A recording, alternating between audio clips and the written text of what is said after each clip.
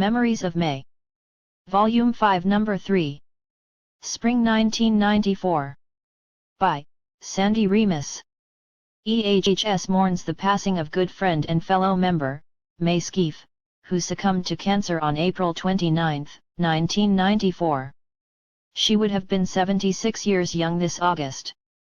And, to her credit, young is the operative word, according to her friend of 25 years, EHS member Bill Steinfeld. May was an amazing person, the most positive thinking person I've ever met. She never knew her mother, who died in childbirth, but that didn't stop her from anything. During World War II she was a WAC in the Army, a nurse, I believe. We met through the American Youth Hostel. She was an avid long-distance hiker and loved to hike and sometimes bike everywhere. Once she hiked 26 miles around Lake Geneva, Indiana one day.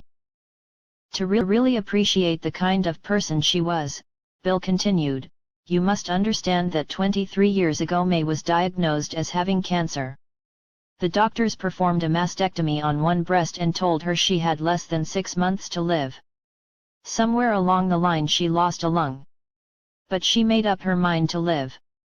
She just wouldn't accept what the doctors said. Never. Not then, not during remission, not when the cancer returned a few years back, not during chemo and radiation, and not when she entered Weiss Hospital for the last time on April 3, 1994. She had gone cross-country skiing this past winter. May always kept busy and loved to couples dance. She was a terrific dancer.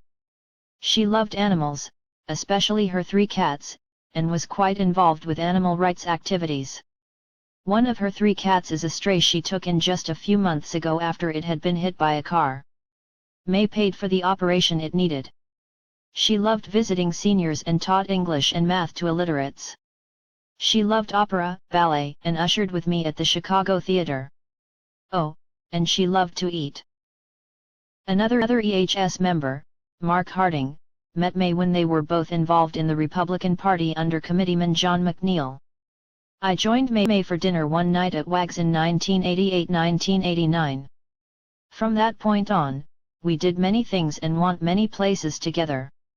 May wasn't originally from Edgewater, but she lived at 6030 North Sheridan Road some 20 years before moving a year and a half or so ago to 5100 North Marine Drive. She lived with her 3 cats, Spunky, Tina and Lucky.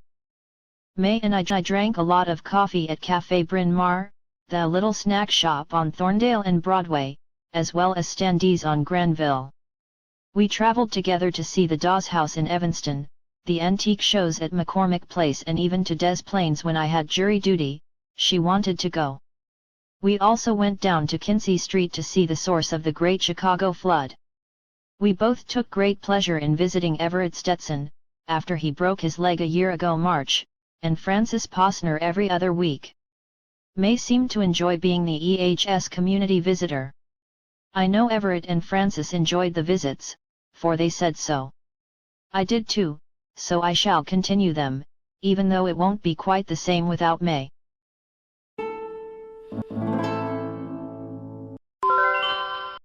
Thank you. I'm Tom Dwyer, and this has been a Red Raven Productions.